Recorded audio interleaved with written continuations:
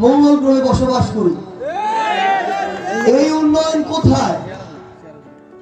শেখ হাসিনার চোখ কি ঢাকার গোপালগঞ্জ থেকে মৌলভীবাজারের কমলগঞ্জে আসেনি? শেখ হাসিনার চোখ ওই টুঙ্গিপাড়া থেকে কি এই চা শ্রমিকদের ভাইরা যে পাড়াগুলোতে থাকে সেই পাড়াগুলোতে আসেনি?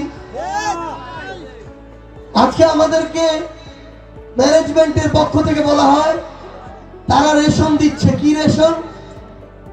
আমাদের খায়রুল আপা বললেন সপ্তাহে জনপ্রতি 3.5 কেজি আটা। তো আমরা ওই ম্যানেজমেন্টকে বলতে চাই, দয়া করে বছরের পর বছর লাগবে না, শুধু 1 সপ্তাহ ওই 3.5 কেজি আটা দিয়ে আপনার পেটটা চালান।